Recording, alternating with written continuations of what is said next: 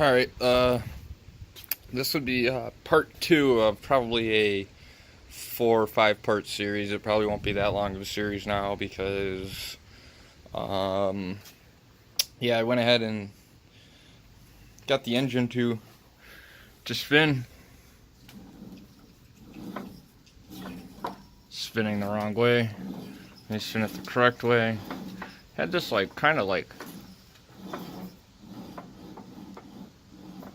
knocky kind of noise right there. I couldn't see the piston from the spark plug hole because it's located over the exhaust valve. So I said, all right, well, it looks like this engine's is not fucked. So I got everything turning, got everything freely spinning. Didn't do really anything to it. I just kind of shook the motor around a little bit while turning the crankshaft, and it all of a sudden starts spinning. Well, this would explain why. I am turning as you guys can see in the right hand side of the picture, the piston is not going up and down. I can push it all the way down.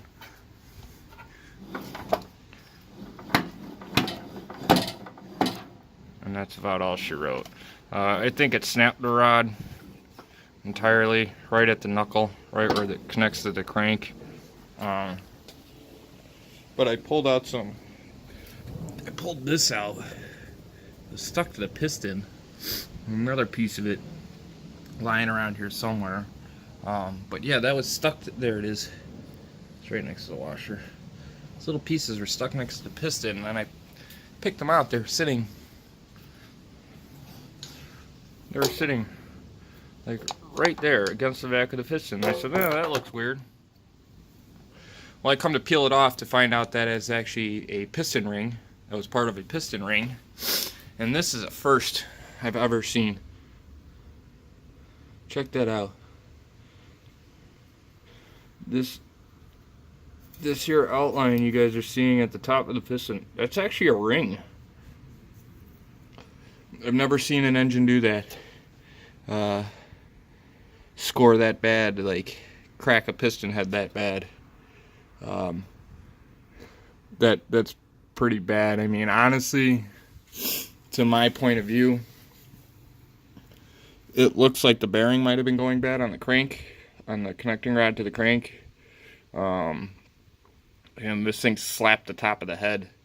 Actually, this will be my first viewing. Valves open and close beautifully. Motor spins freely. Crank has no shake. Let's see.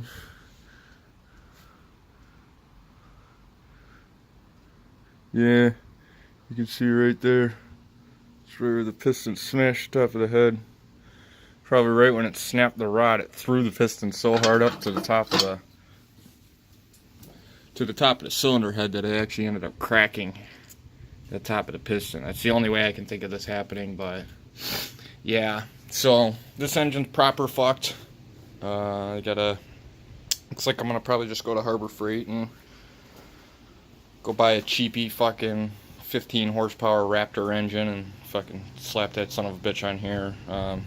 Kind of disappointed. This was probably one of the coolest engines I've ever dealt with.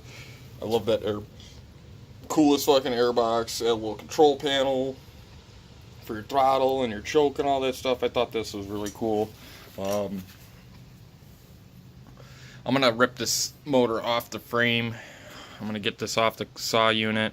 Once I get it off the actual chassis, then I'm gonna go ahead and I'm gonna probably strip down this motor. But before I go ahead and strip down the motor, I'm gonna run the parts numbers and make sure I can actually get parts for this thing before I waste my time and fucking breaking this thing down and stripping it down any further. I'm gonna go ahead and put the head back on. Pretty much put it all back together enough to where I can just get that bolt over there, and then there's another two on the other side. Get those off. I'll get that pulley off. I'm gonna get that shroud off next. I just got those bolts out from the front here. So now I gotta get to the back, which there's, if you can see through the back, right at line with the cap, off to the left there's one bolt there, and there's another one down below. Got to get to those two so I can get this shroud off so I can get to these other bolts and see what it takes to get this fucking motor pulled off. It was a bummer though. I was really hoping for the best for this thing, hoping that she was salvageable. I was hoping the backfiring happened because the fuel filter went bad, or the fuel pump, but yeah, no fuel pump on this unit. Yeah, as you guys can see, there's, sorry for shitty camera angles, but yeah, there's no fuel pump on this engine. So yeah, long behold, but I mean, it's probably definitely salvageable because I found no cracks, no oil leaks, no nothing anywhere. So I mean, hopefully, all in all, the whole rest of the engine's still good, and all I have to do is get a new piston and connecting rod. But I don't know. I'll have to do the time. I'll have to calculate some time and seeing how long it's going to take to rip this motor down.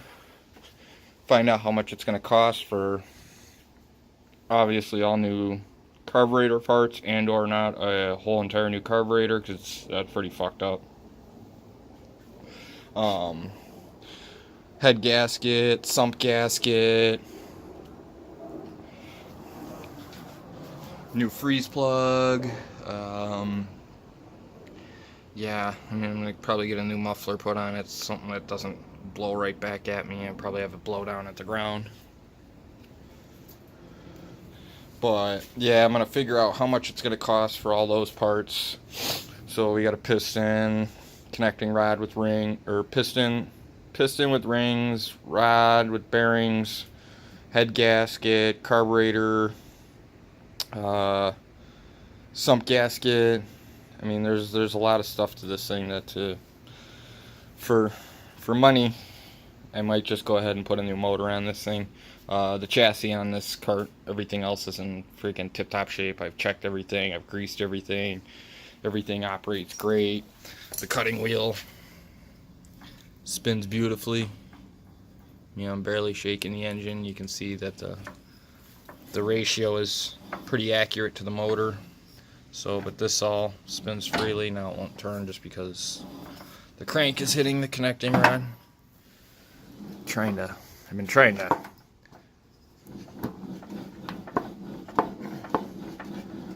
throw this thing up high enough so I can pull the piston out to see if it's a snapped rod. Did it break the connecting rod cap? Did it snap the end cap off? I'm trying to figure it out. But because of how high it's throwing the piston up and it won't throw it any higher, I'm assuming that it just snapped the rod right off in the middle. Probably still got the cap end still stuck on the crank, and then the rest of the rod's connected to the wrist pin on the piston head. So this will be a fun project, but if not, it's a lot of, this block will yield me a couple bucks in scrap. The aluminum off this thing will yield me a couple bucks. So worst case scenario, I scrap it and I make 10 bucks. Sucks, but gotta deal with what life hands you. Freaking, so this here is sure definitely not going to be a lemon. I might actually save some of the parts off for my trencher.